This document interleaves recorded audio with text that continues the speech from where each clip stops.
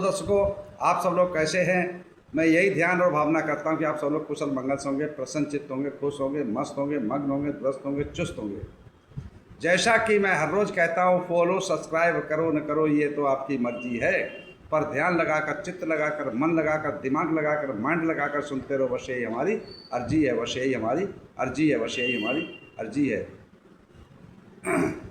तो मित्रों, जैसा कि हम लोगों की दंपति की गाथाओं का पाठ चल रहा है और आज की दंपति की गाथा है 396 और ब्राह्मण वर्ग की है 14वीं गाथा।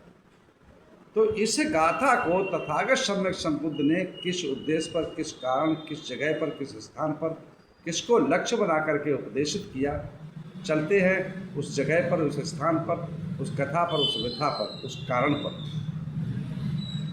एवं मे सुतंग एकं समयं भगवा सावथियं विहरति जेत बने अनाथ पिंडिकस्य आरामे। ऐसा मैंने सुना, एक समय तथागत सम्यक संबुद्ध श्रावस्ती के अनाथ पिंडिक द्वारा बनाए हुए जेतवनाराम में विहर रहे थे। उस समय की घटना है, उस समय की कहानी, उस समय का वाक्य है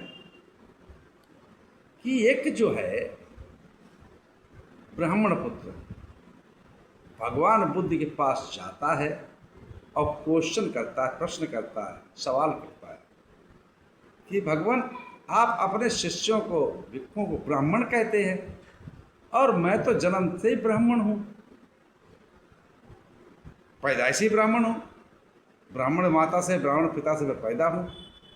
तो उस समय तथागत सम्यक संबुद्ध को कहते हैं कि मैं भोगवादी को ब्राह्मण नहीं मानता। जो भोगवादी होता है, जो भोगों वस्तुओं को भोग करता है, संरक्षण करता है वस्तुओं का, इच्छा रखता है लेने की, देने की इच्छा नहीं है, मैं उसको ब्राह्मण नहीं मानता। जो जन्म से ब्राह्मण है उसको ब्राह्मण। अरे किसी के माता पिता, ब्राह्मण किसको कहते हैं?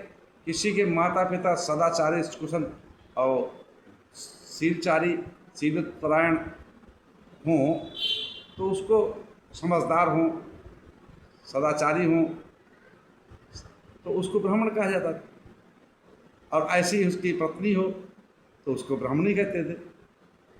शील सदाचार और नियमों का पालन करती हो, शीलों का पालन करती हो, सामाजिक हो, व्यवहार अच्छा हो, किसी की चोरी ना करती हो, झूठ ना बोलती हो, चुगली ना करती हो, अनादर की बात ना करती हो, बेमतलब की बात ना करती हो, कठोर भाषण ना बोलती हो, किसी को हत्या ना करती हो, ये इत्यादि जो है ना करती हो तो उसको ब्राह्मणी कहते हैं, उसको ब्राह्मण कहते हैं। और उससे कोई पुत्र पैदा हो जाए और वो दुराचार करता हो, दुश्शील हो, भोग के पीछे पड़ा हो, संपत्ति को इकट्ठा करने में लगा हो, चाहे चोरी से मिले, चाहे चालपट्टी से मिले, चाहे लालच से मिले, चाहे किसी प्रकार लोभ से मिले, झूठ बोल के मिले, चुगली करके मिले, हैं, तो ऐसे को ब्राह्मण नहीं कहता हूँ मैं। ब्राह्मण, तुम ब्राह्मणी, ब्राह्मण माता, ब्राह्मणी पिता हो, पैदा जरूर हो सकते हैं, लेकिन तुम ब्राह्मण नहीं हो सकते क्योंकि तुम्हारे वो संस्कार नहीं हैं, तुम्हारे वो आचार विचार नहीं हैं। इसलिए मैं अपने शिष्यों को, भिक्षुओं को ब्राह्मण कहता हूँ, भक्तों को ब्राह्मण कहता हूँ। क्यों? उनके अंदर कोई भोगवादी नहीं है, ना लेने की इच्छा है, ना दुश्शील है, वो शील समाधि पे आरूढ़ रहते हैं, प्रज्ञा प्राप्त करते हैं, उनको ब्राह्मण कहता हूँ। उसी समय तथागत सम्यक संबुद्ध इस गाथा को प्रकाशित करते हैं। क्या कहते हैं? न चाहं ब्राह्मणं ब्रूमि, न चाहं ब्राह्मणं ब्रूमि, योनिजं मत्ति संभवं, भोवादी नाम सो होती, सबे होती सकिंचनो, अकिंचनं अनादानं तमहं ब्रूमि ब्राह्मणं।